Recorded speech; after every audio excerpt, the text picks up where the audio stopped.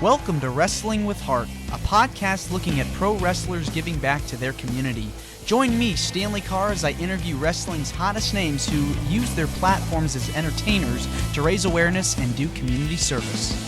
Hello, and welcome to another edition of Wrestling with Heart. This is the show where we talk with professional wrestlers and professional wrestling personalities about their lives in and outside of the ring, as well as doing acts of charity work, community service, volunteering, and spreading positivity. We're all about the positive vibes here on the show. And I've got a very special guest with me. He is the author of a brand new book called For the Love of the Show, Pro Wrestling Fans Tell Their Stories. I'm pleased to welcome the one and only Dr. Jeremy Housewright. Jeremy, welcome to Wrestling with Heart. Thanks for having me. It's great to be here. Yeah, my pleasure. So let's talk about your upbringing and childhood. Where are you from? So I'm originally from Columbia, Illinois, which is about 10 minutes from St. Louis, Missouri. So while I grew up in Southern Illinois, I spent most of my childhood and teenage years over in St. Louis. Yeah, okay, Midwest. How did you get into pro wrestling? Was it something you watched growing up as a kid, something you later followed? How'd you get into wrestling? Yeah, I've followed pro wrestling since I was a little boy. My grandfather used to take me over to the Kiel Auditorium, which is now the what's it called? The Stifle Theater. And from there we used to, we'd go to shows on Friday or Saturday nights when WWF was in town. That's when Hogan was in his heyday. So I grew up a devout Hulk Hogan fan, and he'd take me over to the arena then, which is where the Blues used to play, and we'd go to all the shows there. I don't think we ever missed a show back in the late 80s, early 90s. I mean, we were always there every time they were in town. And then I started watching Monday Night Wrestling on my own with Gorilla Monsoon and Bobby Heenan, and watched WCW as well growing up. And so yeah, I've been a longtime follower of pro wrestling. Long-time follower. I love it, man. Who were some of your favorites to watch? Well, obviously, as a kid, it was Hogan.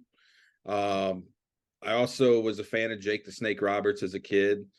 As I got a little bit older, I'd say, I was a fan of, obviously, when I was a teenager, Stone Cold Steve Austin, D-Generation X, even Goldberg for a time when I was in high school. I followed Goldberg when the streak was hot and heavy. Obviously legends like Ric Flair, Harley Race, those guys were always on my mind. Being from St. Louis, they were around here a lot. Mr. Perfect. Now I'd say I've been a CM Punk follower for years. He's my guy. Mm-hmm. Cody Rhodes, and probably Swerve Strickland is another one of the guys I really enjoy watching. So yeah, there's a lot of them that I really enjoy following. What made you decide to write this book, For the Love of the Show? Because this is a really interesting topic. You're trying to interview wrestling fans about how they got into it, and you don't really hear much about that. So it's Right. really unique. It's a unique concept. So I'm a sports writer by trade. I went to school for a bachelor's in journalism and covered sports right out of college. Actually, while I was still in high school, they had me covering football games in town. And so I've been a sports writer for years, and I branched off in entertainment writing and covering musicians and comedians. And I mean, I've interviewed presidents and covered murder trials. So I've kind of done it all. Wow. And people always told me that the style of writing I used to write my sports articles, whether it be covering the Rams or the Missouri Tigers or the Blues hockey team, always made them feel like they were right there when they read it. And so, they always told me you need to write a book. And my whole thing was, I didn't know what to write a book about. I had several ideas over the years pop into my head, but nothing really stuck. And I started traveling to WrestleManias and other big wrestling shows with a couple friends of mine. Our first WrestleMania together was WrestleMania 30 in New Orleans. And we started going every year. And I guess my first real kind of thought about this book would have been WrestleMania 33. I met a friend from Canada named Joey, who just happened to walk up to us at the Hall of Fame ceremony and start talking to us. And we became really close friends. He actually traveled here to St. Louis to stay with me, and I took him up to Kansas City for a Chiefs game. And, and then the following year we were at the original, I guess it was All In for when Cody and all them put together that indie show in Chicago. And the AEW the next year. Yeah. And met a couple guys from LA and became buddies with them. And, a couple years later, we all traveled to Vegas together to go to Double or Nothing when Punk won the title. And so I started thinking about it. I'm like, man, I've met some really cool people. I have some really great stories from just traveling that are in the book about going to this hotel that was basically like a drug den and having to leave in the middle of the night in Orlando during Mania. And I thought, man, there's got to be other people with crazy stories. Or that's how it started, is like kind of outlandish stories. And as I started kind of talking to some fans, I started getting stories that were very inspirational. And being someone who's in education, a teacher and a former administrator, I thought, man, this is where I want to go with this, kind of inspiring, motivational stories that wrestling has provided for some fans. And so I just started talking to fans, and some reached out to me with their stories. And I was able to kind of pick and choose a few that really resonated with me, that I had kind of a connection to. And so that's kind of how the book came to be. I started working on it about 2 years ago. And it was a slow process at first, but probably the last year I really, really focused on it and started putting a lot of work into it. I mean, several hours a week, if not multiple hours a day, and got it done, and it released early November. Wow, that's so amazing. And kind of like with our podcast, it provides an outlet for wrestling fans and wrestlers alike to hear and listen and share stories of things that they are going through in their lives, and they can pass it on to someone that surely can be inspired. And so your book is doing that with for the love of the show, and it causes so many different emotions. It brings people together. It can make you laugh. It can make you cry. It's a pretty awesome form of entertainment, whether it's an hour, 2 hours, 3 hours a week. And your book definitely does a phenomenal job of documenting just how passionate people are about professional wrestling. Let's kind of switch gears now and talk about some of the charity work that you've done over the years and community service work that you've done. I know you've mentioned that you're a teacher, you've worked in education. Tell me about some of the stuff you've done in your community as an educator. Well, the thing here in Missouri is teachers are so low paid. I think we're the 49th lowest paying state in the nation for teachers. And that's a shame, because this is my 16th year in education. And I was drawn to it because I had an 8th grade basketball coach who was a mentor to me as an 8th grader. I'll never forget, we did this lesson. He used to do these things called life skills lessons every day. And he did this one on finding your identity. And as an 8th grader, I'm like, well, I know my name, I know my identity. And he said, that's not what I'm talking about here. And it wasn't until a few years later in high school, I started thinking back about it. And I'm like, yeah, I get it. I get what he's talking about. Be yourself, be your true person.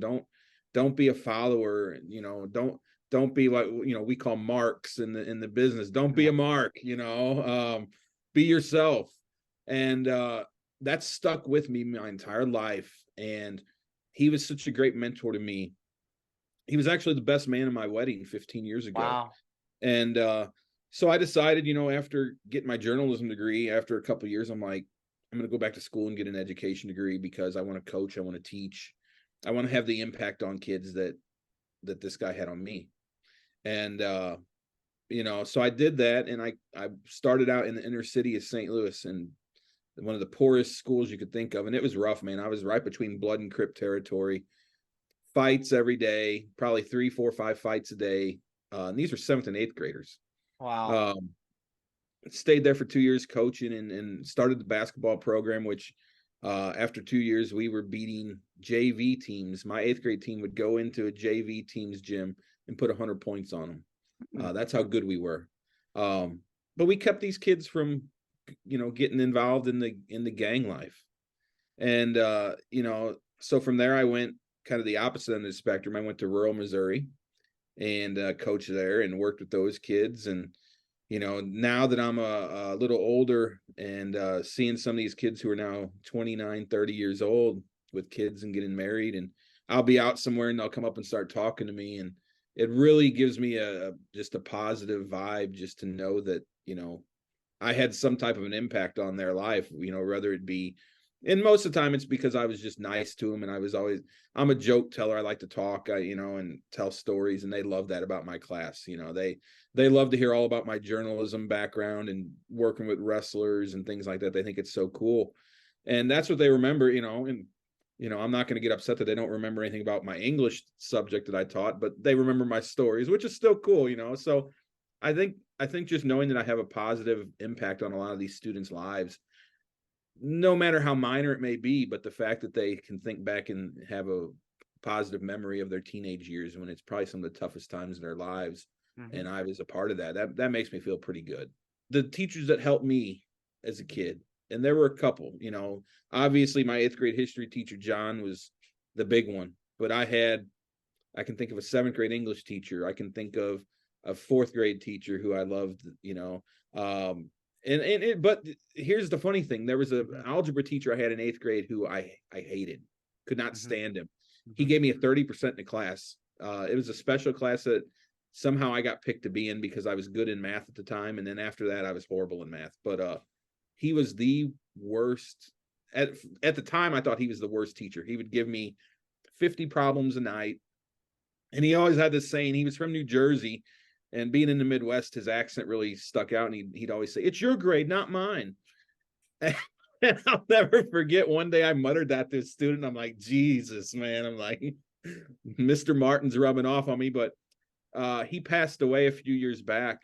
And I remember thinking, I'm like, he really was a great teacher.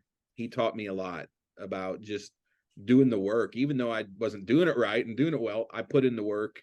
And then I thought about one of the worst teachers that a bad experience with teaching. And I tell my students this. I had written this 10-page paper as a sophomore in high school for an English class.